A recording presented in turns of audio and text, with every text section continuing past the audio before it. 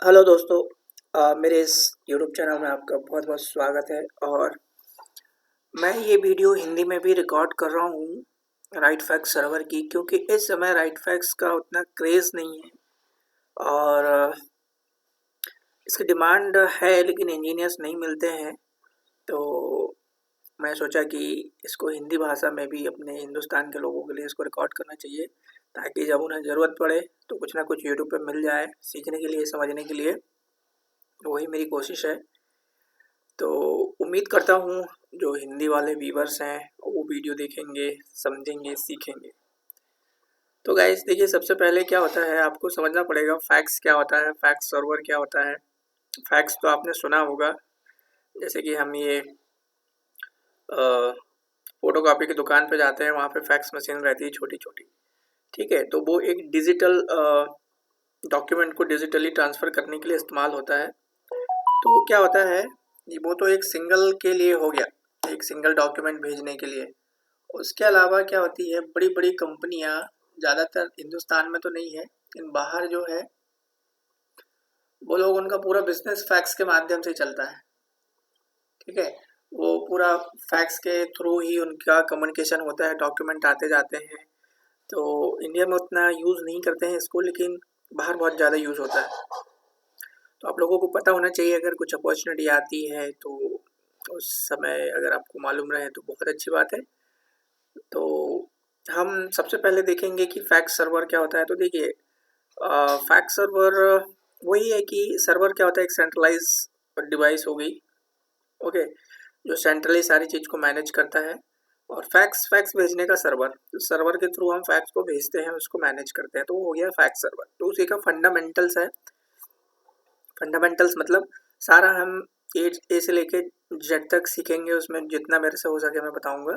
ठीक है, तो सबसे पहले क्या होता है, मैंने तो बता दिया फैक्स सर्वर क्या हुआ, बहुत ही सिंपल। अब उसकी प्लानिंग करनी पड़ती है, उसके कंपोनेंट होते हैं, उसमें क्या क्या और भी चीज़ें होती है, और भी टेक्नोलॉजी इस्तेमाल होती है। तो वो हम इस वीडियो में, ये वीडियो काफ़ी लंबा होगा, इसमें बहुत सारी चीज़ें कवर कर रहा हूँ मैं एक ही वीडियो में। और इसके बाद का जो अगला वीडियो रहेगा उसमें मैं आपको इंस्टॉलेशन करना सिखाऊंगा। उम्मीद करता हूँ ये आपको फ़ायदेमंद होगा। तो देखिए इसमें क्या है, इस वीडियो में अब हम देखते हैं हम क्या करने जा रहे हैं, क्या है एक्चुअली। तो गाइस यहाँ क्या है, देखिए कोर्स ऑब्जेक्टिव्स। तो जब आप मेरे ये वीडियो जितना भी मैं अपलोड करूँगा उतना अगर आप ध्यान से देखते हैं तो आपको क्या होगा, तो आपको क्या होगा, आपको क्या मिलेगा। आपको मिलेगा कि आप, मैं एक हाईलाइटर लेता हूँ, आप इतने कैपेबल होंगे कि how to prepare for fax server integration. ठीक है, तो इन फैक्स सर्वर के साथ में और भी बहुत सारी टेक्नोलॉजी रहती है, उनको आप कैसे एक साथ इंटीग्रेट कर सकते हैं आपको पता चलेगा। How to install fax server आप सीख जाएंगे। उसके अलावा फैक्स सर्वर का आर्किटेक्चर पता चल जाएगा कि कैसे इसका आर्किटेक्चर है। How to configure and manage how to configure and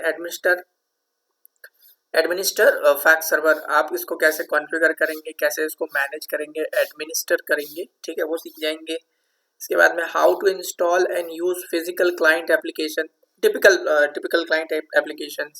ठीक है, और उसके बाद में डॉक्यूमेंट कन्वर्जन सीख जाएंगे, डेटाबेस मेंटेनेंस सीख जाएंगे, how to migrate an existing fax server सीख जाएंगे, कैसे इसको माइग्रेट करना है।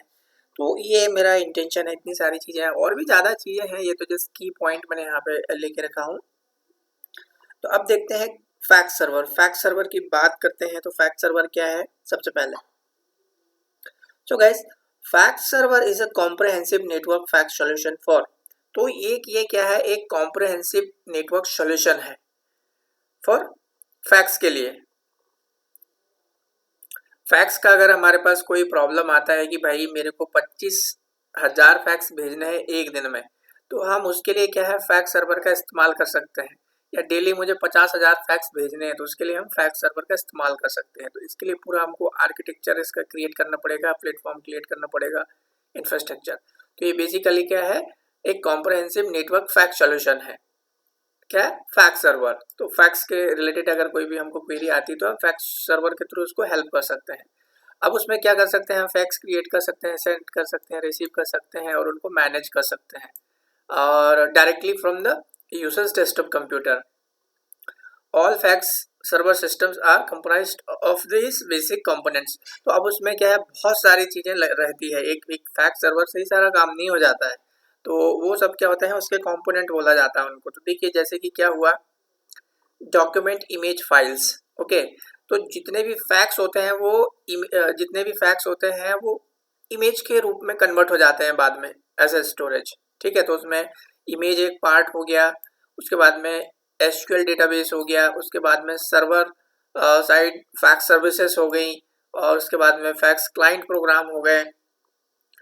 तो हम क्या कर सकते हैं, देखिए फैक्स सर्वर से हम फैक्सेस क्रिएट कर सकते हैं, सेंड एंड रिसीव कर सकते हैं, ये सेंड हो गया, ये रिसीव हो गया, मैनेज कर सकते हैं। इसके अलावा अब देखिए इसके अलावा और कुछ चीज़ें यहाँ पे मैं बताऊंगा आपको। तो उससे पहले क्या होता है, अगर आप फैक्स सर्वर इंस्टॉल कर रहे हैं तो उसको पहले आपको क्या है, कुछ चीज़ें को एड्रेस करना पड़ता है, कुछ चीज़ों को ध्यान देना पड़ता है। तो वही है, several considerations must be addressed before installing a fax server. तो अगर आपने बोला कि भाई अब मेरे को फैक्स सर्वर डिप्लॉय करना है मेरी ऑर्गेनाइजेशन में, या आपके पास कोई प्रोजेक्ट आया, तो उससे पहले आपको बहुत सारी चीज़ों का ध्यान रखना पड़ता है। जैसे कि देखिए एक एक करके बताता हूँ मैं। जैसे कि सिस्टम हार्डवेयर, ओके, आपने जो फिजिकल सर्वर खरीदा है एचपी का, डेल का, वो कितना कैपेबल है। उसके बाद में software requirement for the fax server and client, तो आपको कितना कैपेबल मतलब कितना मेमोरी चाहिए, रैम चाहिए, कितना हार्ड डिस्क चाहिए, फिर जो इमेज जनरेट होगी उसको रखने के लिए आपके पास क्या है, नैस है, सैन है, आप उसको कहाँ रख रहे हैं, उसके लिए आपको एक स्टोरेज चाहिए। तो वो सब क्या जाती है, हार्डवेयर के अंदर आ जाता है, हार्डवेयर रिक्वायरमेंट आपको देखना है। और उसके बाद में जाता है फिर सॉफ्टवेयर रिक्वायरमेंट। सॉफ्टवेयर रिक्वायरमेंट मतलब कौन कौन से सॉफ्टवेयर उसको चाहिए, तो मैं अभी इसी वीडियो में बताऊंगा कौन कौन से सॉफ्टवेयर चाहिए होता है। और लाइक तो जो सॉफ्टवेयर रिक्वायरमेंट है वो आपको फैक्स सर्वर को भी चलाने के लिए और आपके क्लाइंट को भी चलाने के लिए, दोनों के लिए क्या क्या सॉफ्टवेयर चाहिए, इन सब चीज़ों का आपको एक लिस्ट बनाना पड़ता है, एक पूरा प्लान बनाना पड़ता है। तो ये तो हो गया भाई कि आपको हार्डवेयर और सॉफ्टवेयर रिक्वायरमेंट के ऊपर ध्यान देना है। उसके बाद में दूसरा होता है चैनल कैपेसिटी। तो चैनल कैपेसिटी क्या होता है, चैनल का मुख्य काम होता है कि फैक्स को सेंड रिसीव करना, ठीक है। तो आपका रिक्वायरमेंट कितना है, आपका बिजनेस कितना है, तो उस हिसाब से आपको चैनल की कैपेसिटी का भी प्लानिंग करना पड़ता है कि भाई मेरे को कितने चैनल लेना है, ओके, कितने चैनल चाहिए, और कितने मैं फ्यूचर के लिए बफर कर सकता हूँ, मैं कितने चैनल फैक्स भेजने के लिए यूज़ कर सकता हूँ, कितना मुझे इनकमिंग के लिए चाहिए, आउटगोइंग के लिए चाहिए। तो ये सारी चीज़ें क्या होती है, हमको प्लानिंग करना पड़ता है। और इसके अलावा बहुत सारी चीज़ें हैं। डिस्क कैपेसिटी, तो डिस्क कैपेसिटी क्या होती है, मैंने बताया था कि आपको एक थोड़ा स्पेस तो चाहिए होगा क्या आपका सर्वर इंस्टॉल करने के लिए, ठीक है। जैसे कि 10 GB मान लीजिए आपने इसमें फैक्स सर्वर इंस्टॉल कर लिया, लेकिन उसके बाद में जो फैक्स जनरेट होंगे उसको रखने के लिए भी आपको स्पेस चाहिए, उसको जगह चाहिए, ठीक है। तो वो आ जाता है आपके अंदर डिस्क कैपेसिटी के अंदर, ठीक है। अब आपको देखना है कि भाई मुझे राउटिंग के लिए भी कौन सी मेथड यूज करनी है।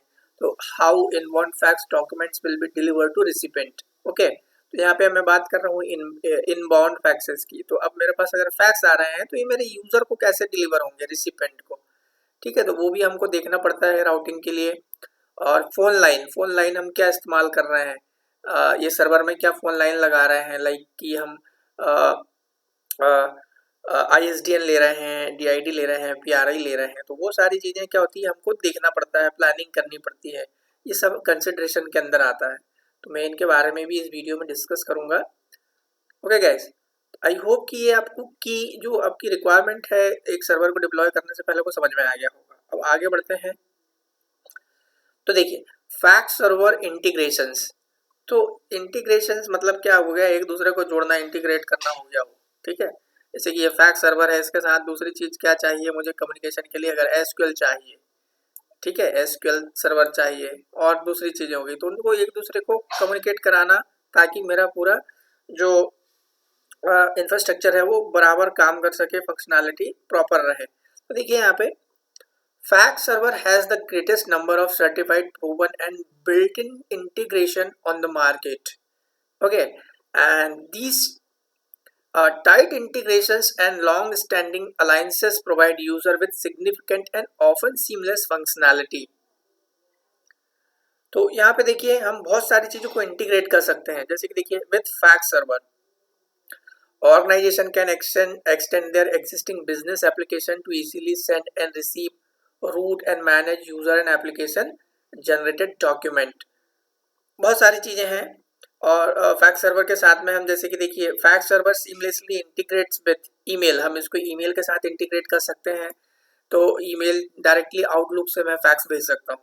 वैसे ही हमारे पास क्या होता है कस्टमर रिलेशनशिप मैनेजमेंट जिसे हम सीआरएम बोलते हैं, वहाँ पे भी हमको फैक्स का इंटीग्रेट कर सकते हैं। इंटीग्रेट डायरेक्ट हम सीआरएम से फैक्स भेज सकते हैं। वैसे ही एंटरप्राइज रिसोर्स प्लानिंग जिसे ईआरपी बोलते हैं उससे भी हम इंटीग्रेट कर सकते हैं। ठीक है, बहुत सारी चीज़ें हैं जिसके साथ हम इनको इंटीग्रेट कर सकते हैं, फैक्स को डायरेक्टली भेज सकते हैं। तो वो आ जाता है हमारा fax server integrations. Okay guys, और जैसे कि आप यहाँ पे देखिए मैं एक आपको यहाँ पे एग्जांपल दिखाता हूँ। ये फैक्स राइट फैक्स सर्वर है, ठीक है, ये राइट फैक्स सर्वर है। अभी कितनी चीज़ों के साथ इंटीग्रेट है, इंटीग्रेट मतलब जुड़ा हुआ है एक दूसरे से। आप देख सकते हैं इस तरफ आप देखेंगे तो ये मेरा PSTN लाइन है, ये फ़ोन लाइन हो गई, ठीक है। और उसके बाद में ये क्या हो गया मेरा एक लैन वैन हो गया, ठीक है। मान लीजिए यहाँ पे यूज़र 1 काम कर रहा है, अब वो फैक्स इधर से रिसीव कर रहा है। तो अब ये क्या हो गया, यहाँ पे यूज़र बैठा है, वो चाहता है कि इसका प्रिंट भी निकाले। तो ये पहले किसके पास गया, यूज़र के पास गया, फिर यहाँ से यूज़र ने उसको प्रिंट दिया। तो यहाँ पे मेरे पास एक प्रिंटर भी कनेक्टेड है। अब मैं चाहता हूँ कि जब ये कम्युनिकेशन हो तो इंटरनेट पर जब ये जाए तो इनक्रिप्ट हो जाए, तो उसके लिए भी मेरे पास कोई ना कोई टेक्नोलॉजी रहेगी। तो मैंने उस टेक्नोलॉजी को भी यहाँ पे इंटीग्रेट कर लिया है, ठीक है। तो इस तरीके से ये क्या कहलाता है, इंटीग्रेशन कहलाता है। अब इधर पे देखिए जैसे कि मेरे पास क्या है, main frame host ERP, image और आर्काइवल के लिए मैंने कोई एक और टेक्नोलॉजी इस्तेमाल किया, उसका एक सर्वर लगाया है। क्यों? क्योंकि मेरे पास अगर 25,000 फैक्स आ रहे हैं डेली, तो एक फैक्स क्या होता है 35 केबी का स्पेस मिनिमम 35 केबी का स्पेस उसको कवर करता है, वो कैच करता है, ठीक है।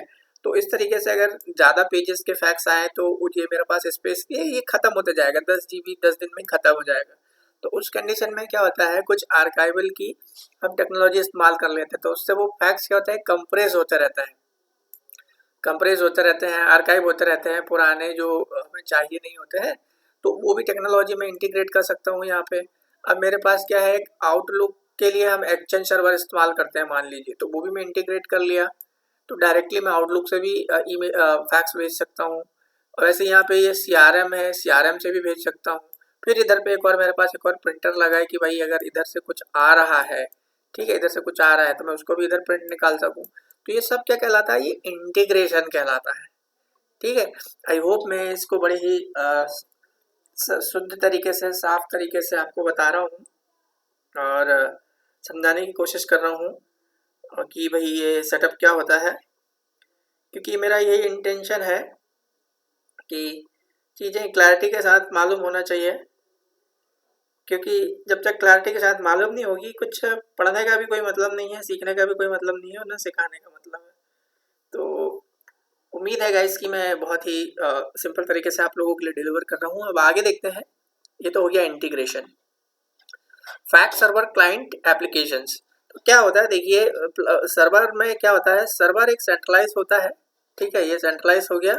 अब इसको यूज करने के लिए एक क्लाइंट होता है। ये मान लीजिए ये यूजर 1 है, तो यहाँ पे मेरे को एक क्लाइंट भी इंस्टॉल करना पड़ेगा ये यूजर 1 के डेस्कटॉप पे, तब जाके मैं सर्वर की सर्विसेज को इस्तेमाल कर सकता हूँ। जैसे कि यहाँ मेरे पास एक्सचेंज का सर्वर लगा हुआ है, एक्सचेंज का सर्वर है, ये मान लीजिए इसको एक्सचेंज का सर्वर उदाहरण बता रहा हूँ मैं। ये अगर एक्सचेंज का सर्वर है तो मैं डायरेक्टली मेरे 100 यूजर एक्सचेंज को यूज नहीं करते हैं, वो क्या करते हैं अपने अपने कंप्यूटर पे आउटलुक इंस्टॉल रहता है और अपनी अपनी आईडी को कॉन्फ़िगर करते हैं। तो इस तरीके से क्या होता है, सर्वर और क्लाइंट का काम होता है। सर्वर एक जगह सेंट्रली रखा रहता है और उसको हम यूज करते हैं क्लाइंट के थ्रू। तो वही सारी चीजें यहाँ पर भी है। तो फैक्स सर्वर में भी कुछ क्लाइंट ऑप्शंस होते हैं, क्लाइंट एप्लीकेशन होती है, ठीक है। तो मैं आपको यहाँ पे एग्जाम्पल भी दिखाऊंगा, तो पहले इसको समझते हैं। तो गैस एंड यूजर मतलब क्या होता है, जो फैक्स भेज रहा है। तो end users are provided many options for sending fax through fax server. तो उनके पास बहुत सारे क्या होते हैं, ऑप्शन होते हैं फैक्स भेजने के लिए एंड यूजर के पास में। जैसे कि मैं एंड यूजर हूँ तो मेरे पास काफी सारे ऑप्शन रहते हैं। A user can enhance a fax by adding a cover page. हम उसमें क्या है, कवर पेज भी ऐड कर सकते हैं और ओवरलेइंग अब फॉर्म भी लगा सकते हैं, डॉक्यूमेंट अटैच कर सकते हैं, कोई ग्राफिक इंसर्ट कर सकते हैं।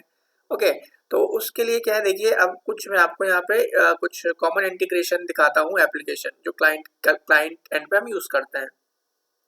तो जो सबसे कॉमन एप्लीकेशन है, क्लाइंट एप्लीकेशन है, वो फैक्स यूटिल होती है। फैक्स यूटिल, देखिए ये नाम है फैक्स यूटिल।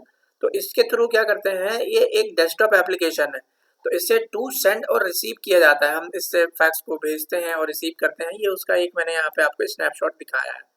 तो ये फैक्स यूटिल है, आप देख सकते हैं ये वाला जो है, जो आपको ये थोड़ा सा कलर में येलो दिख रहा होगा, ये फैक्स को रिसीव कर रहा है, और जो ग्रीन ऊपर जा रहा है ये भेज रहा है।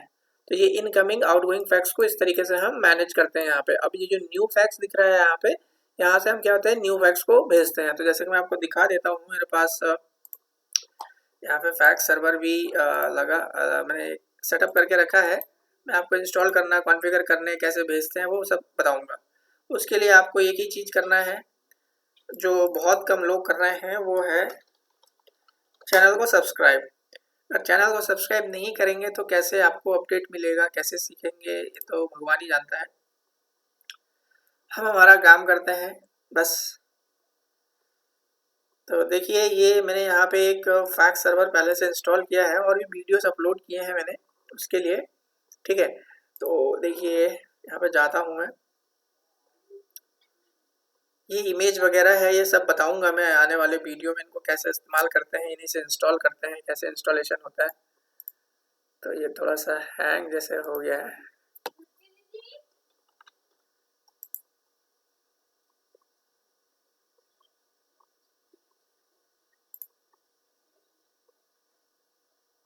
Okay, shut down event tracker. मैं बस कुछ भी निकाल के इसको निकालता हूँ और हम जाते हैं कंट्रोल पैनल पे। तो मैं आपको दिखा देता हूँ कि ये इंस्टॉल भी है कि नहीं करके। इंटरनेट से कनेक्ट है, इसको क्लोज करो सर्वर मैनेजर को। ओके, यहाँ पे कंट्रोल पैनल पे जाता हूँ मैं। आपको पहले पता भी होना चाहिए भाई ये इंस्टॉल है कि नहीं, और इंस्टॉल है तो कैसे दिखेगा करके। ये तो कुछ भी बता दिए, कहाँ से आ गया, वो सारी चीज़ें नहीं होना चाहिए। तो देखिए मैं जा रहा हूँ अनइंस्टॉल प्रोग्राम पे। ओके, तो यहाँ पे अगर आप देखते हैं तो क्या क्या दिख रहा है आपको, क्या है, देखिए ये राइटफैक्स प्रोडक्ट सूट दिख रहा है। तो ये इंस्टॉल है इसके साथ में, ठीक है, इसके साथ में पूरा इंस्टॉल है।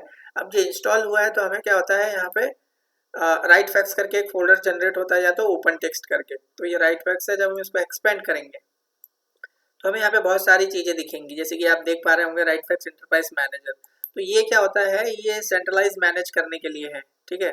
इसको मैं, ये तो है पिन, और ये हमारा फैक्स यूटिल है, इसको मैं यहाँ पे टास्क बार पे लगाता हूँ। तो ये मैं फैक्स यूटिल की बात कर रहा हूँ, क्लाइंट एप्लीकेशन की। क्लाइंट एप्लीकेशन का है या प्रोग्राम का है, तो ये है।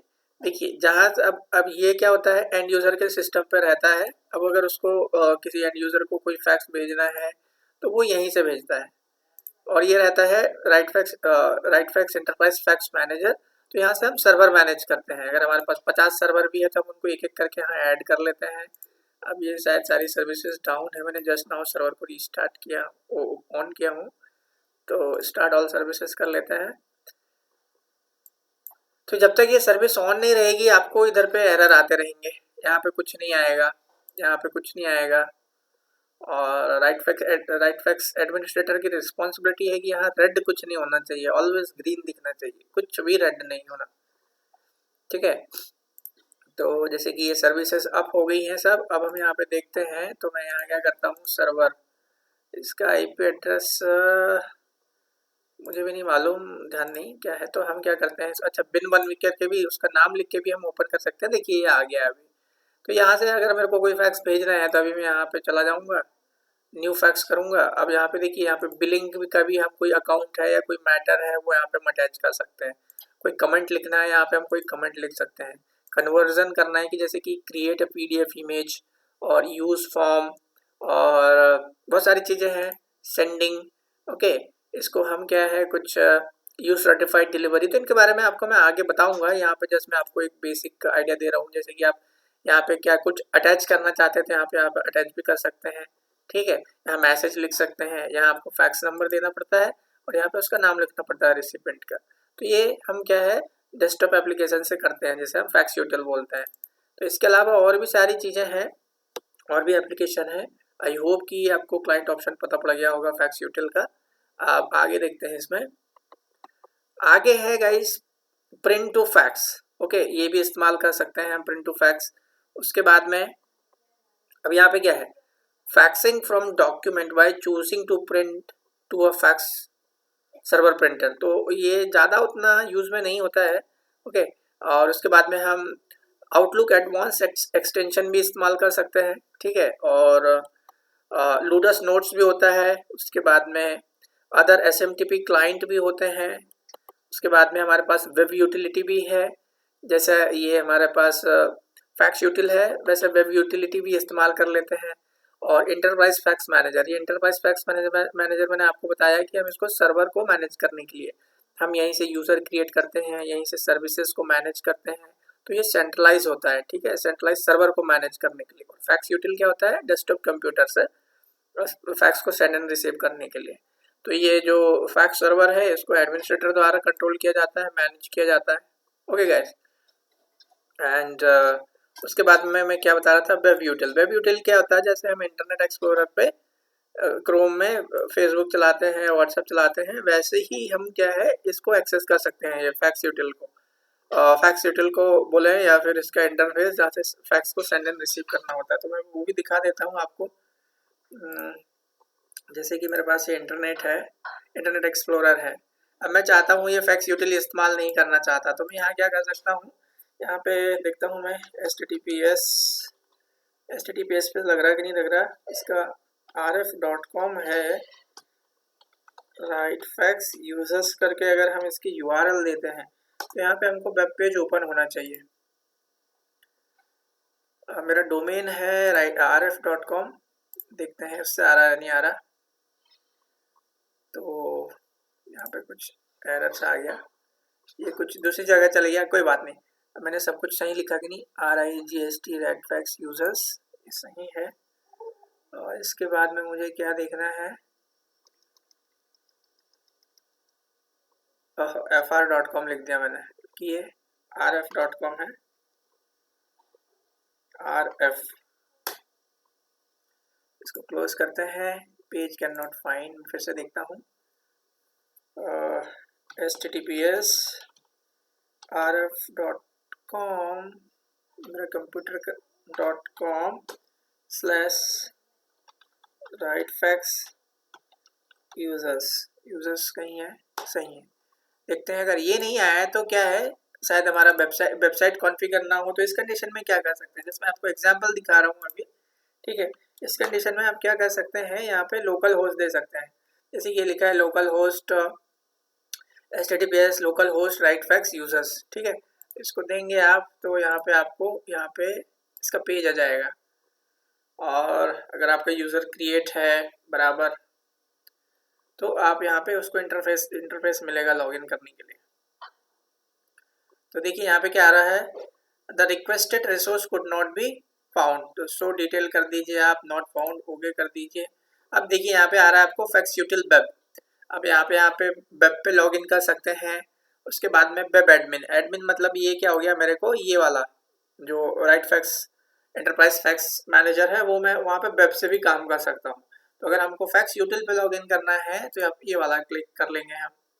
और अब यहाँ पे आपको यूज़र नेम वगैरह पूछेगा, तो जैसे कि मेरे पास में एडमिनिस्ट्रेटर से लॉगिन करता हूँ, एडमिनिस्ट्रेटर, इसका पासवर्ड, तो मेरे को वही इंटरफेस मिलेगा फैक्स भेजने का। देखिए सारा का सारा वैसे ही मिल रहा है, ठीक है। अब यहाँ पे अगर आप देखेंगे तो जो मेरे पास इधर यहाँ पे पड़े हैं फैक्स यूटिल में, ये वाले, ये सब कुछ वहीं पे यहाँ पे भी दिख रहे हैं, ठीक है। जो फैक्सेस हैं यहाँ से मैं न्यू फैक्स भेज दूंगा, भेजने के लिए फिर मेरे को ये ऑप्शन मिल जाएंगे। यहाँ पे कवर शीट हो गई, ऐड फाइल हो गया, कुछ लाइब्रेरी से अटैच करना है, कमेंट ऐड करना है, कोई फॉर्म ऐड करना है, ठीक है। तो इस तरीके से गाइस ये क्या है, डेस्कटॉप एप्लीकेशन है, इंटीग्रेटेड कहें या फिर हमको अवेलेबल है काम करने के लिए। तो आपको इंटरप्राइज फैक्स मैनेजर और फैक्स यूटिल या फिर डेस्कटॉप एप्लीकेशन में बराबर से क्लियर से उसका अंतर मालूम होना चाहिए, दोनों में क्या डिफरेंस है। तो ये तो हुआ इंटीग्रेशन। अब इंटीग्रेशन मतलब हमारा पहला पार्ट जो हमने क्या लिया था इसमें सीखने के लिए, planning for right fact server. Okay, तो ये आपको प्लानिंग के पार्ट होते हैं, हिस्सा है, क्या क्या कंपोनेंट है, ये सारी चीजें पता होनी चाहिए। अब आगे देखते हैं हम इसमें जिसका आगे का पार्ट है। अगर आपको इतनी चीजें पता पड़ गई है तो आगे की चीजें भी पता पड़ जाएगी। तो आगे का क्या है देखिए मैं बताता हूँ। आगे अब हम देखते हैं प्लानिंग फॉर फैक्ट सर्वर, जिसमें हम फैक्ट सर्वर के कंपोनेंट्स को देखते हैं। तो इसमें क्या है देखिए, अब हम प्लान कर रहे हैं, ठीक है। अब हमने उसको उस चीज को समझ लिए कि भाई फैक्ट सर्वर क्या है, उसके कंपोनेंट्स क्या है, कैसे कैसे वो काम करते हैं, थोड़ा बहुत हमको आइडिया आ गया। अब हम फाइनल प्लानिंग में आ गए हैं फैक्ट सर्वर को डिप्लॉय करने के लिए। तो उस कंडीशन में हमें और भी चीजें हैं जिनका ध्यान रखना होता है, जैसे कि देखिए a firm understanding of your organisations need. तो वहाँ पे क्या हो गया कि आपकी ऑर्गेनाइजेशन की क्या नीड है वो आपको मालूम होना चाहिए, और वो बहुत जरूरी है। नहीं तो आप फालतू में 50 लाख खर्चा करा रहे हैं और उसका कोई फायदा नहीं निकल रहा। तो उस समय क्या होता है, आपको बढ़िया से पूरी चीज़ें पता होनी चाहिए कि भाई हमारे बिजनेस की क्या रिक्वायरमेंट है, हमें किस लिए फैक्स फैक्स सर्वर को इस्तेमाल करना है, उसके उसको लेके कौन कौन सी चीज़ें खरीदनी है, इंटीग्रेशन किस किस के साथ करना है, तो वो सारी चीज़ें हमें पता होना चाहिए, ठीक है। और आपकी जो रिक्वायरमेंट है उसको कौन सा कहना चाहिए फैक्स सर्वर का फ्लेवर का है या वर्जन का है, वो रिक्वायरमेंट को पूरा कर रहा है, ठीक है। तो वो प्लानिंग के अंतर्गत आता है। तो देखिए यहाँ पे क्या है, जैसे कि अब इसके अंदर क्या आ रहा है, प्लानिंग के अंदर आपको किन चीज़ों का ध्यान रखना है। पहला तो लाइसेंसिंग, ठीक है। कंपोनेंट हमने समझ लिए, कंपोनेंट मैंने थोड़ा बहुत बता दिया आपको। अब हम देख रहे हैं लाइसेंसिंग सबसे ज़्यादा इंपॉर्टेंट है, उसके बाद में चैनल्स, ओके, फिर इमेज डायरेक्टरी, ये सब इंपॉर्टेंट है, ये बहुत ही इंपॉर्टेंट कंपोनेंट है। इसमें से अगर आप एक भी छोड़ते हैं तो आपका इंफ्रास्ट्रक्चर फेल हो जाएगा। SQL server, server services, fax board, तो ये सारे बहुत ही इंपॉर्टेंट है और ये प्लानिंग के पार्ट है, ठीक है। जब प्लानिंग कर रहे हैं तो आपको ये सारी चीज़ों का प्लान करना ही पड़ेगा। जैसे कि अगर आप, ये मैंने एक एग्जांपल लिया, even if you are not the person who makes the final decision, अगर आप फाइनल डिसीजन लेने वाले आदमी भी नहीं है आपके ऑर्गेनाइजेशन में, तो भी आपको इन चीज़ों के बारे में पता होना चाहिए। It is important to understand the different integrations that are available. तो ये सारी चीज़ें आपको चाहिए, इनके बगैर आपका जो फैक्स सेटअप है वो वर्क नहीं करेगा। तो आपको नहीं भी मालूम है तो आपको पता करना पड़ेगा, रिसर्च करना पड़ेगा, सीखना पड़ेगा, ठीक है गाइस। तो अब यहाँ पे देखिए फैक्स सर्वर कंपोनेंट्स, जैसे कि लाइसेंसिंग, ओके। तो आपको पता होना चाहिए कि what server licensing is required for your environment. तो आपका रिक्वायरमेंट क्या है, आपका बिजनेस क्या है, आपकी ज़रूरत क्या है, तो उस हिसाब से आप लाइसेंस खरीदेंगे। जैसे कि देखिए मैं आपको लाइसेंस के बारे में भी दिखा देता हूँ इसी में। अगर लाइसेंस का देखना है तो हमें यहाँ जाना पड़ेगा लाइसेंसिंग यूटिलिटी में। तो ये देखिए एक राइट फैक्स की सर्विस चल रही होती है यहाँ पे, ठीक है, लाइसेंसिंग सर्विस। तो अगर वो लाइसेंस नहीं रहेगा तो उस सर्विस को वो इनेबल नहीं करेगा। और दूसरा चीज आप इसको यहाँ से भी देख सकते हैं, ये रहा प्रोडक्ट लाइसेंसिंग यूटिलिटी। तो यहाँ पे क्या है, आप देख सकते हैं कि आपके पास कौन कौन से लाइसेंस एक्टिवेट है, इंस्टॉल्ड है आपके सर्वर पे। तो जैसे कि आप अभी तो मैं क्या इवैल्यूएशन वर्जन यूज़ कर रहा हूँ, ये फ्री का थोड़ा सा, ओके, ये जेन्युइन नहीं है, ये टेस्टिंग के लिए, पढ़ाने बढ़ाने के लिए, सिखाने के लिए ये वाला हम इस्तेमाल कर लेते हैं, ये फ्री में एक्टिवेट है। तो आप यहाँ पे देखेंगे ये वाला कॉलम, ये इसका स्टेटस है, ये फीचर है, और ये वैल्यू है, और ये डिस्क्रिप्शन है, ठीक है। तो आप देखेंगे ये एक्टिवेटेड है, ये एक्टिवेट हो गया है, ये बाइनरी फाइल ट्रांसफर के लिए एक्टिवेट हुआ है। उसी तरीके से देखिए ये क्या है, ये वाला, ये आपको दिख रहा होगा एक्टिवेटेड राइट फैक्स चैनल। मैंने बताया हूँ कि राइट फैक्स चैनल जो होते हैं वो फैक्स को सेंड एंड रिसीव करने के लिए इस्तेमाल होते हैं। तो जैसे ही मैं इसके ऊपर क्लिक करूंगा, ये मेरा डॉक ट्रांसपोर्ट का सर्विस डाउन है, इसलिए इसे चैनल दिखेंगे नहीं। ये सर्विस सबसे इम्पोर्टेंट है सेंड एंड रिसीव करने के लिए, डॉक ट्रांसपोर्ट। और चैनल भी इसी पे कॉन्फ़िगर करते हैं। तो जैसे आप इस पे क्लिक करेंगे तो आपको यहाँ चैनल दिखेंगे, बस ये रेड कलर चला जाए, ये रेड कलर है मतलब आपको कुछ ना कुछ प्रॉब्लम आएगा। तो आप यहाँ पे देख सकते हैं ये मेरे चैनल है। आप ये कॉलम को देखेंगे तो ये कॉलम में चैनल दिख रहा है, ये इसमें ऑपरेशन दिख रहा है, राउटिंग कोड दिख रहा है, फ़ोन नंबर दिख रहा है, यूज़र आईडी दिख रहा है। तो इसमें अभी 8 चैनल जो है मेरे को यहाँ पे ग्रीन दिख रहे हैं, बट ये कुछ आ रहे जा रहे हैं इसलिए बराबर नहीं दिख रहे हैं। तो उन्हीं चैनल के थ्रू क्या होता है, फैक्स जाता है। वो भी मैं आपको यहाँ दिखा सकता हूँ। जैसे कि ये फैक्स मान लीजिए गया है, तो इसने कोई ना कोई चैनल यूज़ किया होगा। उसके हम हिस्ट्री में जाके देख सकते हैं कि कौन सा चैनल यहाँ पे यूज़ हुआ था। तो आप यहाँ पे देख सकते हैं, यहाँ लिखा है used channel 3 on server Win1। तो ये मेरा Win1 सर्वर है, उसका चैनल 3 यूज़ हुआ था उस फैक्स को भेजने के लिए। तो वो चैनल 3 यहाँ पे रहेगा। ये शायद मैंने कुछ ज़्यादा चैनल ऐड कर दिए हैं, शायद इस वजह से ये प्रॉब्लम कर रहा होगा। तो इसको हम निकाल भी सकते हैं। ये सारी चीज़ें मैं आपको सिखाऊंगा कैसे। अच्छा, चैनल बहुत सारे ऐड कर दिया है मैंने। तो इसको क्या करता हूँ मैं, सिर्फ हमारा इसके लिए 7 चैनल 8 चैनल लगाता हूँ, सबसे बढ़िया। ठीक है, 7 चैनल मैंने लगा दिया है। उसमें 7 चैनल से मेरे फैक्सेस आएंगे जाएंगे और वो हमें यहाँ पे बराबर दिखेंगे भी। तो अभी ये सर्विस रीस्टार्ट होगी, ये स्टॉप हो गई है, ये सब ग्रीन हो जाएगा, स्टार्ट सर्विस। तो चैनल का ये काम है।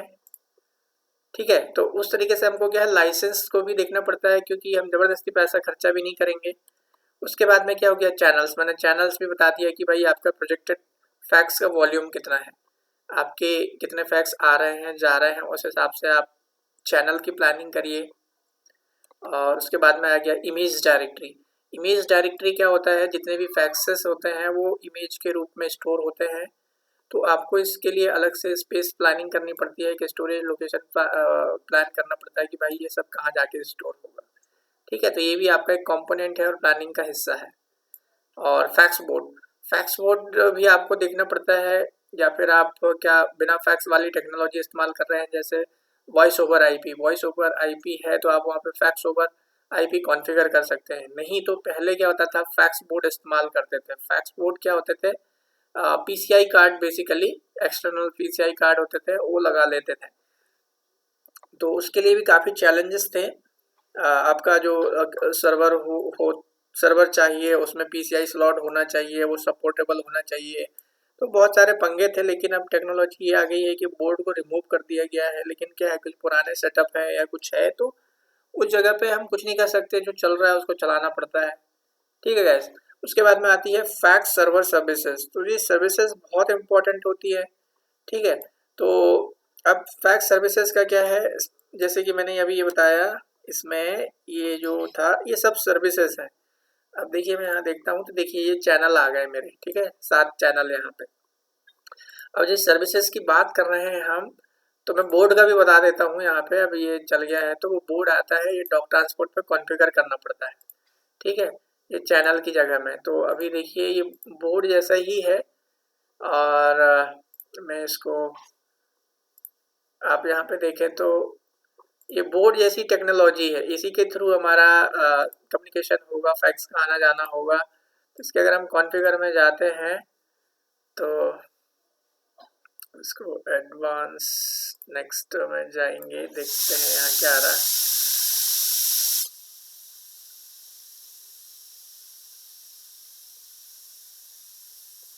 इसके बारे में डिटेल में बताऊंगा मैं। और ये कॉन्फ़िगर करना ज़रूरी है, यदि ये नहीं रहा तो कम्युनिकेशन ही नहीं हो पाएगा। ये हो गया। ठीक है, मैं आपको यहाँ से दिखा देता हूँ। जैसे कि हम इसको ऐड करते हैं, ठीक है, और ये यहाँ पे चले गए। तो इनकी बहुत सारी सीरीज़ होती हैं। मैं जैसे कि ये ब्रुक रूट पे जा रहा हूँ तो मुझे यहाँ पे ये सब मिल रहे हैं। तो ये सीरीज़ है बोर्ड वगैरह की। तो जनरली ये तो हम इनमें सीखेंगे नहीं, इसमें हम ये देखेंगे, ये वाला राइटफैक्स OEM। ठीक है, तो आपको बस बेसिक बता रहा हूँ कि भाई इनका क्या काम है और कैसे ये लगते हैं, इनका और कैसे चैनल आते हैं। और फैक्स सर्विसेज भी मैंने बता दिया। फैक्स सर्विसेज जो होती हैं, फैक्स सर्विसेज क्या होती है, एक फंक्शनैलिटी होती है बेसिकली। अगर आपके पास फंक्शन, ये सर्वर है, ऑपरेटिंग सिस्टम मान लेते हैं अब इसको हम, ऑपरेटिंग सिस्टम के साथ ही सर्विसेज आती है। अगर इसके अंदर 25 सर्विस है ओके, तो वो 25 फंक्शनैलिटी है, वो 25 तरीके से आपका सर्वर फंक्शन करेगा। So service is nothing but it is a functionality, particular functionality और particular function। तो इस कंडीशन में भी क्या होता है, मान लीजिए आपके पास अगर ये यही एग्जांपल दिखाता हूँ मैं, ये जो एक एक डॉग ट्रांसपोर्ट सर्वर है, तो इसके ऊपर बहुत ज़्यादा लोड हो गया है, हैवी लोड हो गया है, हैंग हो रहा है, वो हो रहा है, तो आप दूसरा एक और डॉग ट्रांसपोर्ट सर्वर भी कॉन्फ़िगर कर सकते हैं आपके लोड को कम करने के लिए। तो वो जो ये वाली जो सर्विस है, वो सर्विस आप दूसरे सर्वर पे भी इंस्टॉल कर सकते हैं, ठीक है। और आगे देखते हैं, एसक्यूएल सर्वर आपको चाहिए डेटाबेस के लिए, क्योंकि हम जो भी काम करेंगे यहाँ पे, जो भी चेंज करेंगे, जो भी काम करेंगे, वो डेटाबेस पे स्टोर होगा। तो एसक्यूएल सर्वर का भी हमें सिलेक्शन करना पड़ता है।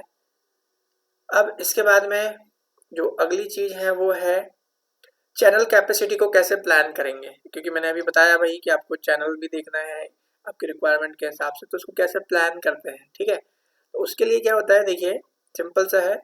और लाइसेंसिंग में मैंने बता दिया, जितना रिक्वायरमेंट है उस हिसाब से लाइसेंस लीजिए जो जो चाहिए उसके लाइसेंस लीजिए, तो वो इसमें सीखेंगे। लाइसेंसिंग की अगर मैं बात करूं, तो हमको क्या होता है, all version of fax server use the same installation regardless of the options and licensing you have chosen in the exception of the international versus North American installation.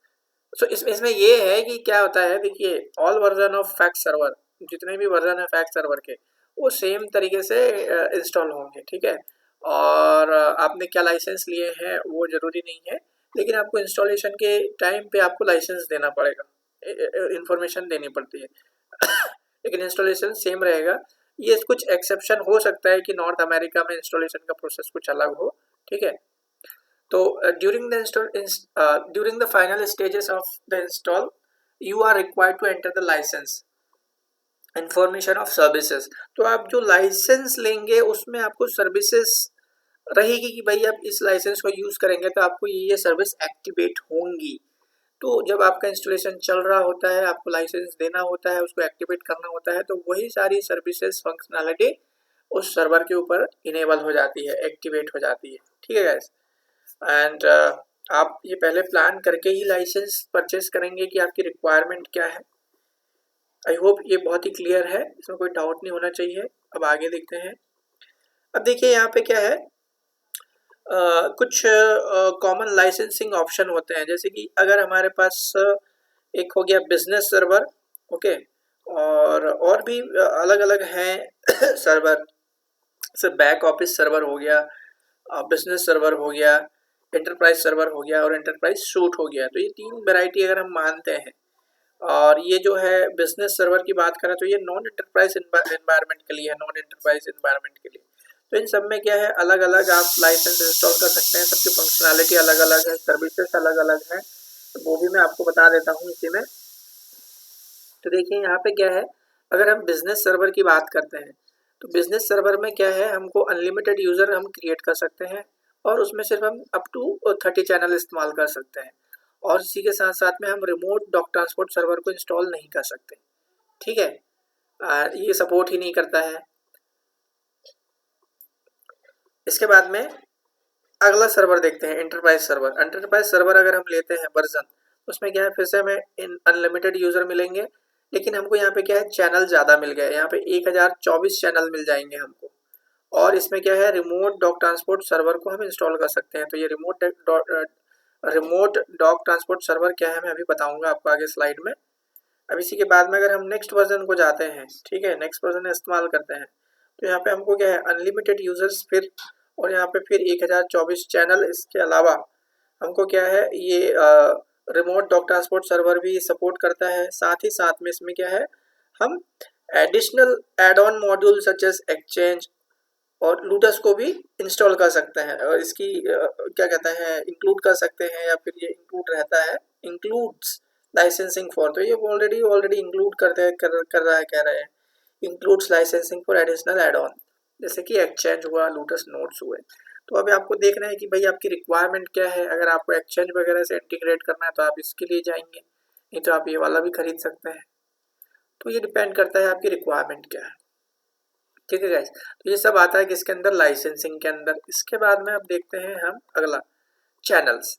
तो चैनल्स का क्या है, मैंने बता दिया, सेंड एंड रिसीव करने के लिए हमको इसको इस्तेमाल करते हैं।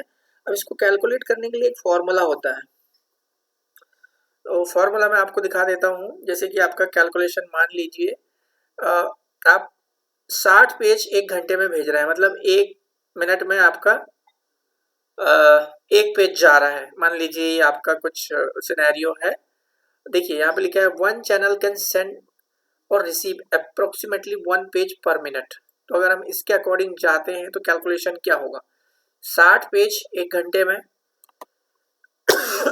सॉरी 480 पेजेस जाएंगे आपके 8 घंटे में, ठीक है।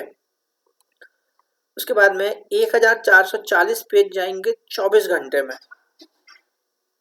और इसके बाद में एक फॉर्मूला देखते हैं, तो यहाँ पे क्या होगा, अब आपको चैनल कितने लगेंगे, तो यहाँ पे ये है कि per day pages per day divided by 60 into number of hours worked. तो आप इस फॉर्मूला के थ्रू यहाँ पे नंबर ऑफ चैनल काउंट कर सकते हैं। ये बहुत ही सिंपल है। उसमें क्या होता है, जो एग्जैक्ट आएगा उससे कहीं ज़्यादा चैनल आपको एडवांस लेना चाहिए, क्योंकि अगर आपको फ्यूचर में अगर रिक्वायरमेंट बढ़ता है, ठीक है, तो रिक्वायरमेंट बढ़ता है तो आपके पास एडिशनल चैनल होने चाहिए। और ये कुछ है, जैसे कि अगर हम बात करें फैक्स सर्वर 9.4, अब तो 22.2 आ गया है 2022, तो ये बहुत पुराना है। इसमें क्या है, ये कुछ टाइमिंग दिखा रहा है कि कुछ कम ज़्यादा भी हो सकता है करके सेंड रिसीव करने के लिए। तो ये डिपेंड करता है कि हम कौन सा सर्वर इस्तेमाल कर रहे हैं। तो ये तो जैसे एक बेसिक आइडिया है कि भाई हमारा अगर ये सिनेरियो है, हम एक घंटे में इतना भेज रहे हैं इस स्पीड से, पर मिनट की स्पीड से, या फिर ये अलग भी हो सकता है भाई कि 10 सेकंड में भी जा सकता है, पर पेज 10 सेकंड में भी जा सकता है। तो आपको ये फॉर्मूला करके उसको कैलकुलेट करना पड़ेगा। तो ये भी उम्मीद करता हूँ कि बहुत ही क्लियर है।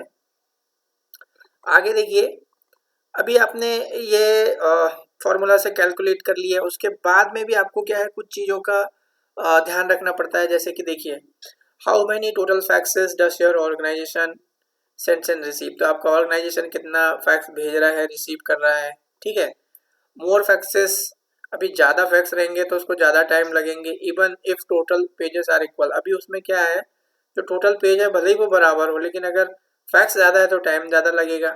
ओके गैस, क्योंकि अगर आपके पास ये सर्वर, ये सेंडिंग सर्वर है और ये रिसीविंग सर्वर है, तो इनके बीच में क्या है, हैंडशेक प्रोसेस होती है। तो हैंडशेक प्रोसेस होने में प्रॉपर होना चाहिए, ठीक है।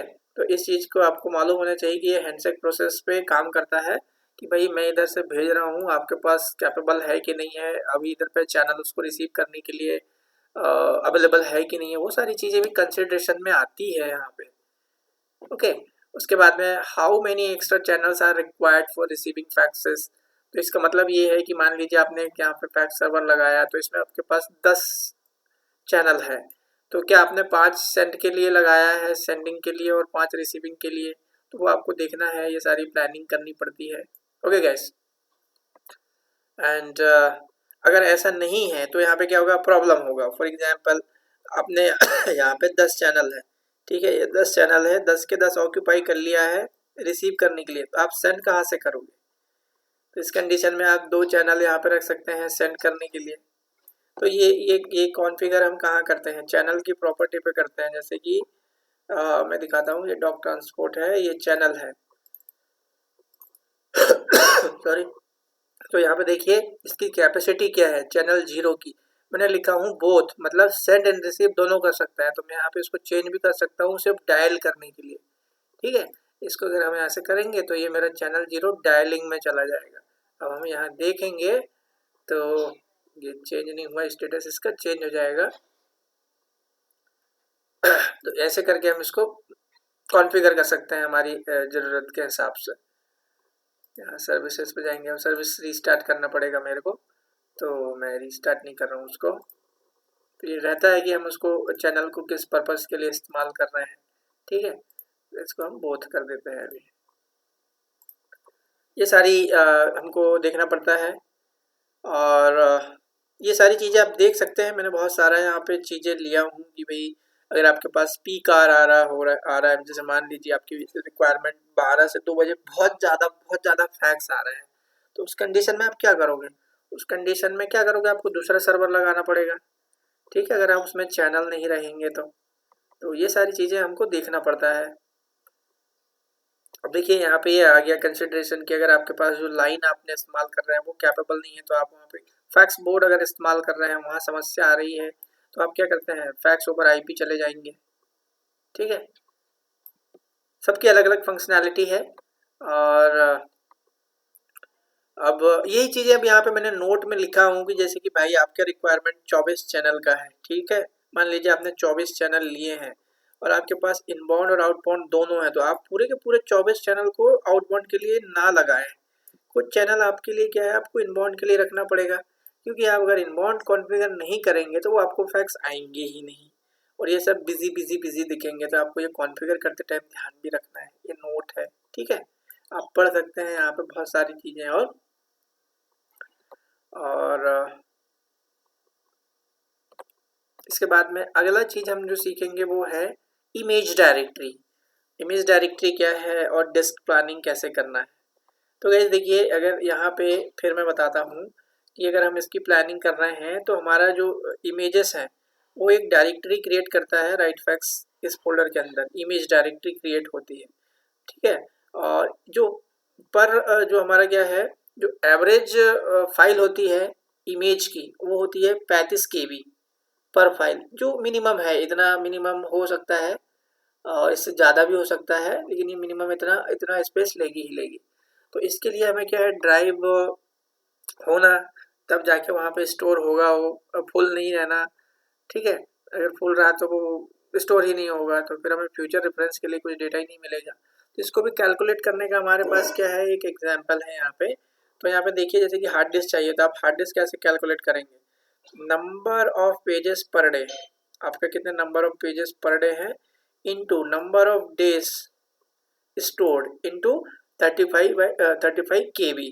तो आपको यहाँ पे मिनिमम मतलब कितनी हार्ड डिस्क, आपको मिनिमम आइडिया आ जाएगा कि इतनी हार्ड डिस्क चाहिए करके, इतनी जीबी की हार्ड डिस्क चाहिए, इतनी कैपेसिटी की हार्ड डिस्क चाहिए, तो उससे थोड़ा ज़्यादा ले लीजिए आप, ठीक है। अब देखिए जैसे कि यहाँ पे to convert the hard drive size results divided by 124 to get MB and again by divided 124 to get GB। तो ये छोड़ दो, ये इसको छोड़ दो, ये क्या है, बस ये फॉर्मूला इंपॉर्टेंट है, इस पे ध्यान देना है, इस पे ध्यान देना है। अब उसके बाद में देखिए, after the calculation you should add 1.5 GB for the operating system. तो इसमें क्या है, मान लीजिए आपने ये सब कैलकुलेट कर लिए है, क्योंकि अभी कुछ भी हम यहाँ नहीं ले सकते, आपका बिजनेस रिक्वायरमेंट क्या है। अभी आपका हार्ड डिस्क साइज आ गया है, आपको 25 GB का जरूरत है आपके बिजनेस के लिए, तो इसमें से क्या करना पड़ेगा, आपको ऑपरेटिंग सिस्टम के लिए 1.5 GB चाहिए, 1.5 GB for operating system and fax server. तो अब इसमें से आप 1.5 GB निकाल देंगे तो आपके पास कितना बचेगा, 23.5 GB। तो वो 23.5 GB में से आप 20 GB दे दीजिए, किसके लिए, इमेज डायरेक्टरी के लिए, और उसको 5 GB छोड़ दो ऑपरेटिंग सिस्टम के लिए और फैक्स सर्वर के लिए। तो इस तरीके से प्लान करना पड़ता है। ओके, अब यहाँ पे कंडीशन ये है कि भाई अगर आपका जो आपने डायरेक्टरी दिया है, ठीक है, जो डायरेक्टरी दिया है उसका स्पेस 50 MB से कम हो गया है, तो वहाँ पे क्या है, आउटगोइंग फैक्स करना बंद कर देता है। यहाँ लिखा है कि fax server will stop converting outgoing faxes if you have less than 50 MB of free space on the hard drive. तो आपको इस चीज़ का ध्यान रखना है। तो इसके लिए क्या, बहुत सारे अलर्ट्स कॉन्फ़िगर कर लेते हैं कि भाई अगर ऐसा हुआ तो हमें कोई अलर्ट आना चाहिए, ईमेल आना चाहिए, ये हम एंटरप्राइज फैक्स मैनेजर पे कॉन्फ़िगर कर लेते हैं, ठीक है। तो ये कोई बड़ा प्रॉब्लम नहीं है, बट ये प्लानिंग का पार्ट है, हिस्सा है, तो आसानी से हो जाता है। ये बहुत सारे अलर्ट रहते हैं, यहाँ पे जाते हैं हम क्या कहते हैं, एंटरप्राइज फैक्स मैनेजर पे, तो ये सब अवेलेबल है, हम अलर्ट्स वगैरह कॉन्फ़िगर कर लेते हैं आराम से, ठीक है। तो ये इमेज डायरेक्टरी की कैपेसिटी प्लानिंग हो गई। आप देखिए ये क्या है, changing the image directory after installation. तो हम इसको लाइक उसको हम चेंज भी कर सकते हैं, वो भी दिखा देता हूँ इसका मतलब क्या है। तो आप यहाँ पे देखेंगे तो ये सर्वर मॉड्यूल पे जाने हैं हम। सर्वर मॉड्यूल पे रहता है डेटा शेयरिंग। ये डेटा शेयरिंग में आपको यहाँ दिखेगा, जैसे कि हम इमेज की बात कर रहे हैं तो ये दिखेगा ये वाला। तो ये इमेज फोल्डर यहाँ जा रहा है, तो अगर आप ये वाला चेक मार्क करते हैं तो सारा डेटा यहाँ इस लोकेशन पे स्टोर होगा, इमेज का, सिग्नेचर का, फॉर्म का, आउटगोइंग फैक्सेस का और अटैचमेंट वगैरह का। या तो फिर हम क्या कर सकते हैं, कोई एक share this path with other servers, तो हम किसी दूसरे सर्वर पे इसको ट्रांसफ़र कर सकते हैं। तो ये सारी चीज़ें हम क्या करते हैं, कॉन्फ़िगर कर लेते हैं। उसके अलावा मैं अभी कह रहा था कि हम कुछ अलर्ट्स भी कॉन्फ़िगर कर सकते हैं, जैसे कि मान लीजिए मेरा डिस्क 50 MB हो गया है, तो ये देखिए यहाँ पर दिखा है डिस्क स्पेस क्रिटिकल लो, तो इस समय हमें क्या आ जाएगा, हमें एक अलर्ट आ जाएगा। ये सारी चीज़ें हैं हमें फैक्स सर्वर पे। ओके एंड एसक्यूएल सर्वर क्या है, हम जितना भी डेटा स्टोर करेंगे, यूज़र वगैरह बनाएंगे, फैक्सेस, जितनी भी सारी चीज़ें हैं, डायलिंग रूल, ये सब क्या होता है, एक डेटा बेस पे स्टोर होता है और वो डेटाबेस के लिए हम क्या करते हैं, एसक्यूएल सर्वर को यूज़ करते हैं। ये इसमें ज़्यादा कुछ समझने की ज़रूरत नहीं है। ओके गैस, तो इसमें क्या है, हम जो डेटाबेस है वो हम पहले से इंस्टॉल कर सकते हैं और या फिर इंस्टॉलेशन के टाइम पे भी उसको हम इंस्टॉल कर सकते हैं। अगर हम फैक्स इंस्टॉलेशन के टाइम में इंस्टॉल करते हैं तो ये इंटरनेट से कनेक्ट होता है एसक्यूएल और फिर वहाँ से डाउनलोड हो जाता है। एक उसका डेटाबेस भी नाम देना पड़ता है, क्रिएट करना पड़ता है। तो जनरली इसके लिए हम क्या करते हैं, एसक्यूएल सर्वर एक्सप्रेस को यूज़ कर लेते हैं। एसक्यूएल सर्वर एक्सप्रेस जो वर्जन अवेलेबल हो, जो सपोर्टेबल वर्जन हो, जैसे एग्जांपल के 2005 एक्सप्रेस मैंने यहाँ पे बताया। ठीक है, तो इसके बारे में मैं आपको दिखा देता हूँ कि अभी जो देख सकते हैं जो सपोर्टेबल अवेलेबल, बेहतर हो कि आप 14 इस्तेमाल कर लें या 16, 17, 19 जो भी अवेलेबल हो। तो इसमें क्या है, ये इसको क्या है, नोट लिखा हूँ मैंने यहाँ पे, the Microsoft SQL server management studio express is a great tool for the accessing and maintaining your fax server database but it is not provided with the fax server installation. तो ये क्या है, जो मैनेजमेंट स्टूडियो है, ये हमारे पास जो इसका CD DVD आता है सर्वर का इंस्टॉलेशन, उसके साथ नहीं आता है। तो वही मैंने बोला कि इसको जब हम इंस्टॉल करते हैं तो हमको ये एक्सप्रेस वर्जन मिलता है बेसिकली, इसके प्री रिक्वेस्ट में रहता है और इंटरनेट से भी कनेक्ट करके इसको इंस्टॉल कर सकते हैं। तो इसको भी मैं दिखा देता हूँ। ये देखिए यहाँ पर लिखा है कि during the server installation process you will want to download it from the Microsoft directly. तो ये क्या है, देखिए मैं इसको भी आपको यहाँ दिखाता हूँ। तो ये यहाँ पे काम आता है, ये राइटफैक्स डेटाबेस।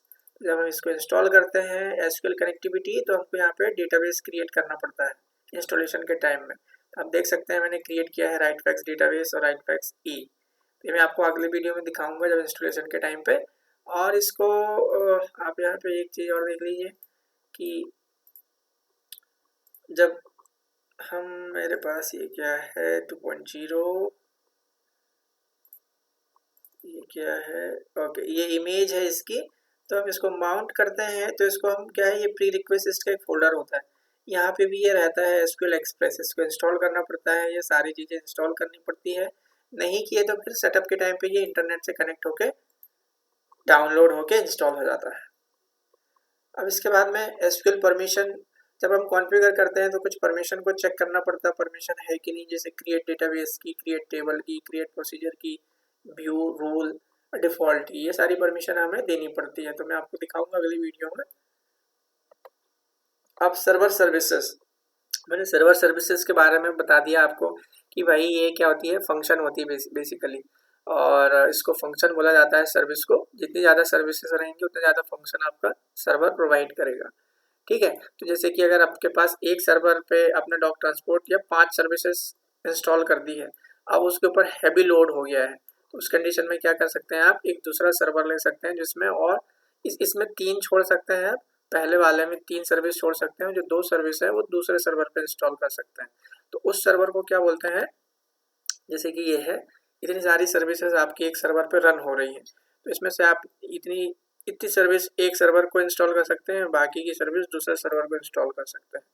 तो उससे क्या हो जाएगा, वहाँ पे वर्कलोड कम हो जाएगा उस सर्वर पे, और इस तरीके से इसको ऐड अनदर फैक्स सर्वर बोलते हैं। ठीक है, तो उस सर्वर को भी आप यहाँ से मैनेज कर लेंगे राइटफैक्स एंटरप्राइज फैक्स मैनेजर से। तो जैसे अभी विन 1 है, अगर आप विन 2 सर्वर का इस्तेमाल करते हैं तो वो भी यहाँ पे ऐड हो जाएगा। इसीलिए एंटरप्राइज फैक्स मैनेजर का इस्तेमाल करते हैं, ओके, सेंट्रलाइज मैनेजमेंट के लिए। तो सर्विसेज आपको ज़्यादा समझाने की ज़रूरत नहीं होगी। अब यहाँ पे देखिए फैक्स सर्वर शेयर्ड सर्विस का एक छोटा सा कॉन्सेप्ट बताता हूँ। आप देख रहे हैं हम शेयर्ड सर्विस का, ठीक है। शेयर्ड सर्विस मॉड्यूल क्या होता है, तो यहाँ पे होता क्या है, मैंने बताया हमें एक क्या होता है, एक डेटाबेस की ज़रूरत पड़ती है और एक इमेज डायरेक्टरी की ज़रूरत पड़ेगी। तो ये जो इमेज डायरेक्टरी, एक इमेज डायरेक्टरी और एक डेटाबेस को हम 4 फैक्स सर्वर के साथ में शेयर कर सकते हैं। तो ये होता है शेयर्ड सर्विस मॉड्यूल बेसिकली, ठीक है।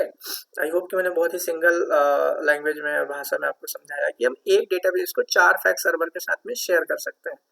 और एक, जैसे कि आप यहाँ पे देख सकते हैं, this option allows for up to 4 fax server to be installed and share a single database and image directory. तो आप, मैंने यहाँ पे एक एग्जाम्पल भी लिया हूँ। देखिए ये मेरा क्या है, ये शेयर्ड एसक्यूएल डेटाबेस है। अब ये देख रहे हैं आप, यहाँ पे ये राइट फैक्स सर्वर है, ये एक राइट में भी एक राइट फैक्स सर्वर है। तो ये राइट फैक्स सर्वर बी है राइट में, और लेफ्ट में राइट सर्वर ए है। तो इसमें मैंने क्या किया है, remote doc transport server install किया है, और इसमें भी remote doc transport server install किया है। और इस तरफ अगर देखेंगे तो इस पर भी मैंने रिमोट डॉक ट्रांसपोर्ट सर्विस को इंस्टॉल किया है, और यहाँ पे मैंने क्या किया है, remote right fax web access install कर लिया है, और इधर पे भी वेब एक्सेस इंस्टॉल कर लिया है।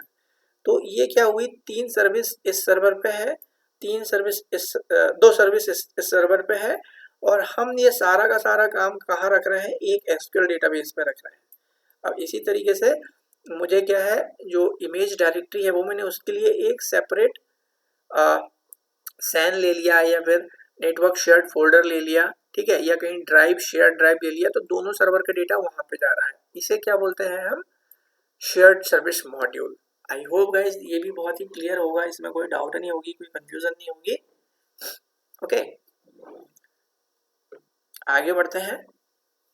फैक्स बोर्ड, फैक्स बोर्ड मैंने बताया था कि ये क्या आते हैं, इस तरीके से आते हैं। ये एडिशनल कार्ड होते हैं, इनको हमको लगाना पड़ता है, कंप्यूटर में कनेक्ट करना पड़ता है। आप इसको ढूंढेंगे इंटरनेट पे तो फैक्स बोर्ड बहुत सारे मिल जाएंगे आपको। अगर अभी मैं देखूँ यहाँ पे कुछ फैक्स बोर्ड अगर हम देखते हैं तो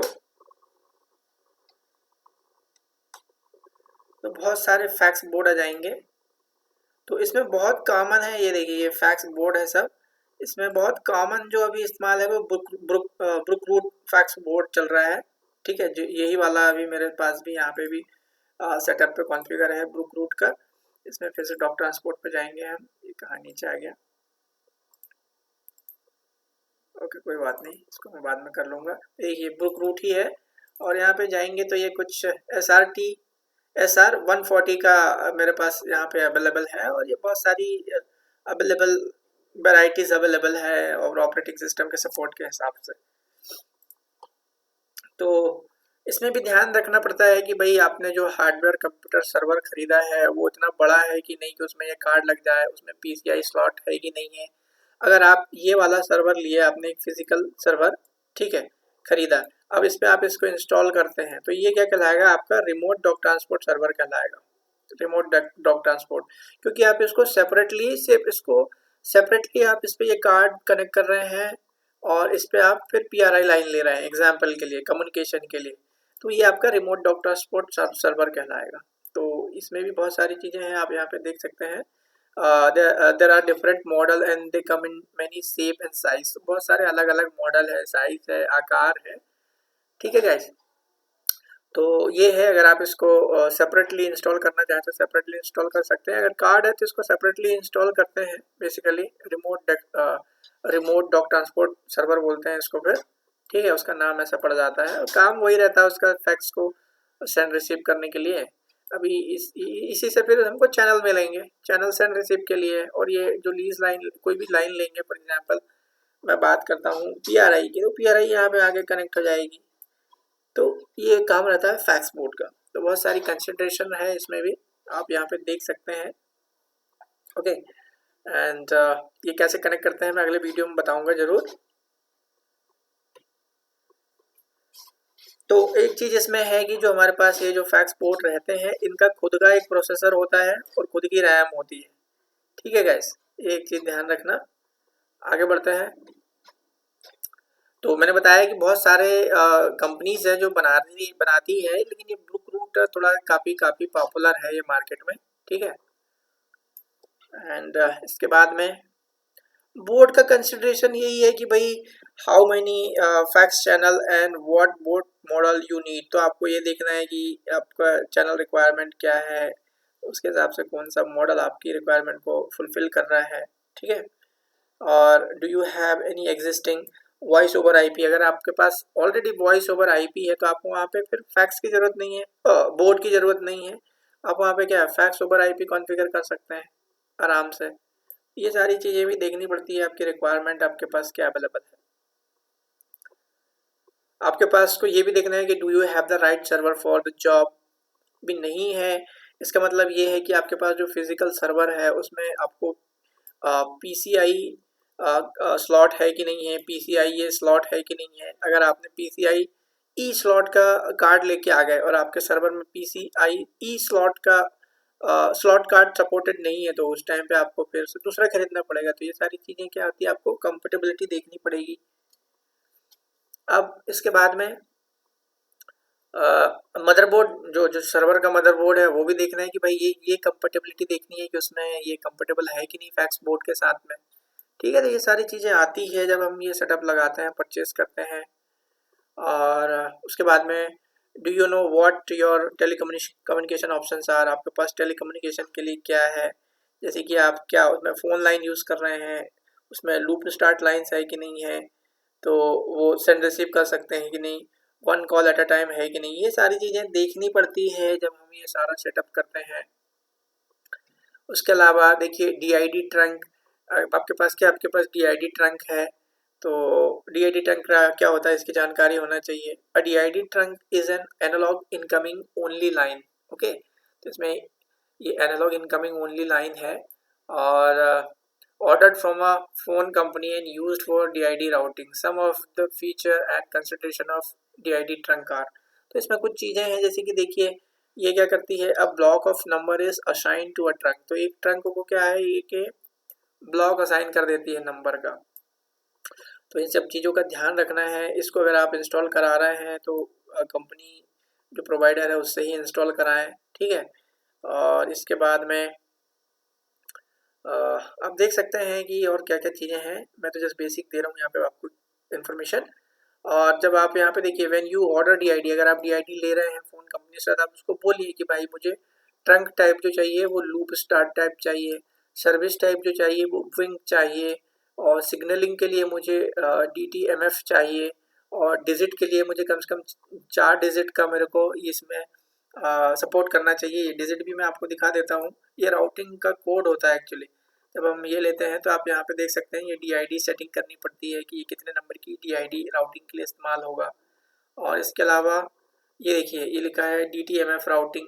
इसको जब हम कॉन्फ़िगर करेंगे तो यहाँ पे वैल्यू वही है कि कितनी वैल्यू देनी है यहाँ हमारे बिजनेस के हिसाब से, तो उस हिसाब से हमें लाइन लेनी पड़ेगी। ठीक है। अगर राउटिंग हम 7 नंबर का दे रहे हैं तो जैसे कि राउटिंग 7 नंबर, फॉर एग्जांपल ये यूज़र के पास जाता हूँ मैं और इसका राउटिंग कोड देखते हैं, मैंने इसको दे दिया है तो 7 नंबर, तो वो मेरे को सपोर्ट करना चाहिए तब जाके कम्युनिकेशन होगा। तो इन सब चीज़ों का क्या है, ध्यान रखना पड़ता है DID ट्रंक में। उसके अलावा ये होता है हमारे पास T1 ट्रंक। ठीक है। तो T1 ट्रंक की कैपेबिलिटी क्या है, जैसे कि देखिए, और T1 trunk is dual pair cable. तो ये क्या है, ड्यूल पेयर केबल है और digital line capable of handling up to 24 simultaneously send और रिसीव कॉल। तो इसमें क्या होता है कि ये साइमल्टेनियसली 24 कॉल को सेंड एंड रिसीव कर सकता है एक बार में। तो क्या ये हमारी रिक्वायरमेंट है, तो इस हिसाब से फिर हमको क्या है सेटअप लेना पड़ेगा। ठीक है। और उसके लिए देखना है कि भाई T1 becomes a cost effective solution at approximately 8 port. क्या क्या सर्विसेज दे रहे हैं वो सारा डिस्कस करना, फिर उनसे ही बुला के उसको इंस्टॉल कराना, टेस्ट कराना, ये सारी चीज़ें हमें करनी पड़ती है। ठीक है। उसके बाद में दूसरा जाता है ISDN integrated service and services digital network. तो ये दो तरीके की होती है। अब इसमें क्या होता है, ये क्या है, ISDN lines are digital and can send and receive calls. Some of the feature like दो तरीके का होता है, एक ये BRI होता है और एक होता है PRI। तो इसमें क्या होता है, two calls at once usually delivered over a standard two wire set in cable line. तो यहाँ पे क्या हो रहा है, टू कॉल्स एट वंस, तो एक बार में दो कॉल जा रहे हैं, और इसके लिए भी हमें क्या है, standard two wire set in cable की जरूरत पड़ती है लाइन की। लेकिन अगर हम PRI लेते हैं तो यहाँ पे हमें क्या है, 23 कॉल एट वंस। तो 23 कॉल मतलब हम 23 आदमी से एक साथ बात कर सकते हैं, इनकमिंग आउटगोइंग 13 आदमी, और 23 आदमी से। ओके गाइस, ये USA स्टैंडर्ड के हिसाब से है, और 30 calls at once in Europe area में इसको 30 आदमी के साथ एक बार में बात किया जा सकता है। तो जब अधिकतर क्या होता है, लोग बाग PRI ही इस्तेमाल करते हैं। जैसे कि बेसिकली हम बात करें डोमेस्टिक कॉल सेंटर वगैरह हुए, तो वो लोग PRI ही यूज़ करते हैं, क्योंकि उन्हें साइमल्टेनियसली इनकमिंग और आउटबाउंड दोनों कॉल से बात करना पड़ता है, दोनों तरह के कस्टमर से। तो ये सारी चीज़ें हैं कंसिडरेशन में। और इस तरीके से जब हम ये सेटअप लगाते हैं तो हमें पता होना चाहिए कि भाई ये मेरा फैक्स लाइन है, इस तरीके से केबलिंग करनी चाहिए, लेबल कर लेना चाहिए, ठीक है। तो अगर आपने ये उखाड़ के फेंक दिया है फैक्स का किसी ने, तो और कहीं इधर लगा दिया ये खाली वाले में, तो ये मालूम नहीं रहेगा कि क्या हो रहा है क्या नहीं हो रहा है। तो ये सारी चीज़ों का ध्यान रखना आसानी हो जाता है रखने से। अब इसके बाद में इंस्टॉलिंग फैक्स सर्वर। तो इसके इंस्टॉल करने के लिए क्या है, कुछ हार्डवेयर और सॉफ्टवेयर की रिक्वायरमेंट होती है मिनिमम, तो वो भी बता देता हूँ मैं, ठीक है। अगर वो नहीं है तो ये शायद बराबर काम ना करे, तो देखते हैं उसको सॉफ्टवेयर रिक्वायरमेंट। तो क्या है, देखिए बहुत सारे जो उसके many of the software requirement for fax server are provided on the fax server product shoot। तो जो इसकी जो सॉफ्टवेयर रिक्वायरमेंट है इसको इंस्टॉल करने के लिए, तो वो क्या होती है, इसकी प्री रिक्वेस्ट में आ जाती है, जो DVD आती है हमें, तो वो उसी में रहते हैं, जैसे कि ये वाले, ठीक है। ये प्री रिक्वेस्ट है, ये सब आप इंस्टॉल करो, उसके बाद में आपको ये सेटअप चलाना है। ये सेटअप, या तो ये जब ये सेटअप चलेगा तब ये सारी चीज़ें इंस्टॉल होंगी, एक चीज़ ये, ठीक है। जैसे कि दिख रहा है यहाँ पे, देखिए during setup a wizard will perform a system check for required third party component. तो जब ये इंस्टॉल होता है उस टाइम पे ये चेक करता है जो थर्ड पार्टी एप्लीकेशन है वो इंस्टॉल्ड है कि नहीं। अगर नहीं है तो ये इंटरनेट से उसको कनेक्ट करके इंस्टॉल करेगा या अपने सेटअप से, लेकिन वो चाहिए। और some components such as Microsoft Service Pack and Microsoft Exchange Server are not provided। तो ये इस सेटअप में ये बड़ी चीज़ें नहीं आती, जैसे Microsoft Exchange हुआ, ओके। और इसके बाद में अब इसको हम कहाँ इंस्टॉल कर सकते हैं, जैसे कि हम बात कर रहे हैं राइटफैक्स सर्वर 16 की, तो इसको हम विंडोज सर्वर 2016 स्टैंडर्ड वर्जन और डाटा सेंटर, और सर्वर 2019 स्टैंडर्ड और डेटा सेंटर पे इंस्टॉल कर सकते हैं ऑपरेटिंग सिस्टम पे। तो जैसे कि अगर आप देखेंगे तो ये मैंने 16 पे इंस्टॉल किया हूँ, सर्वर 2016 पे इंस्टॉल किया हूँ मैंने। इसको जाते हैं हम लोकल सर्वर,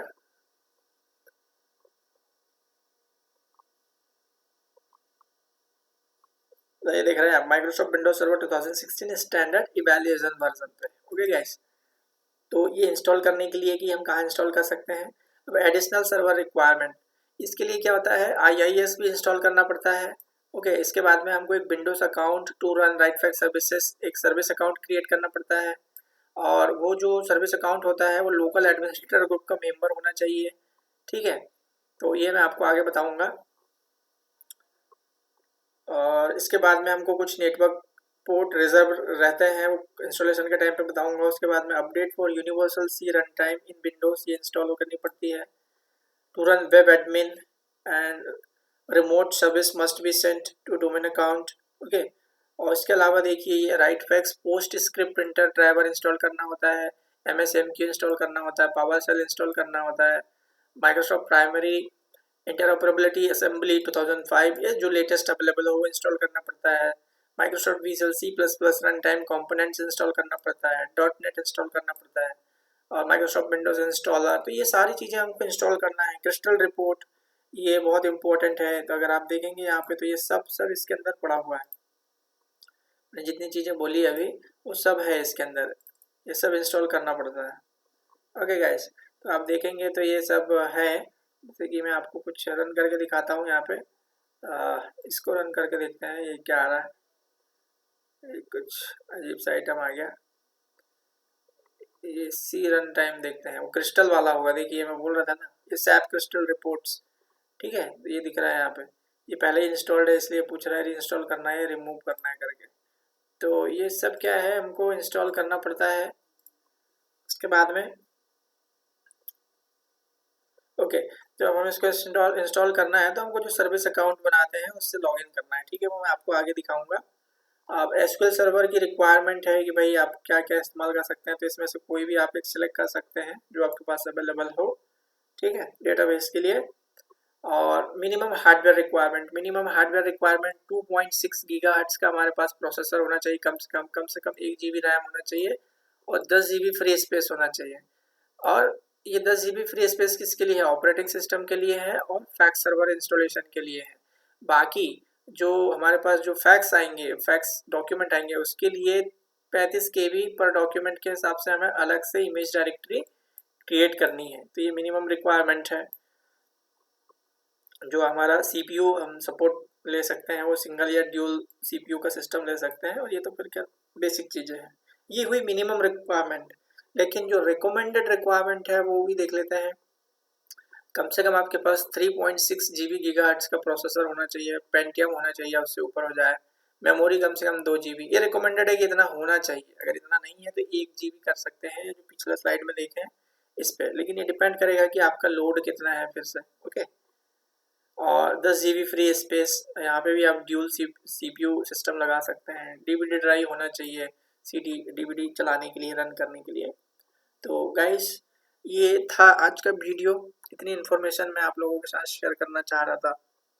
एक वीडियो में मैंने बहुत सारी चीज़ें कवर कर दी है और उम्मीद है कि इन्फॉर्मेटिव होगा। अगले वीडियो में मैं आपको इंस्टॉलेशन सिखाऊंगा, कैसे इंस्टॉल करते हैं, कैसे इमेज डाउनलोड करते हैं, और फिर आगे का सेटअप देखेंगे कैसे इसमें काम करते हैं। तो उसके लिए आपको बने रहना पड़ेगा चैनल के साथ में। उसको सब्सक्राइब करें, कमेंट शेयर लाइक करें और अगले वीडियो का इंतज़ार करें। Till then bye bye.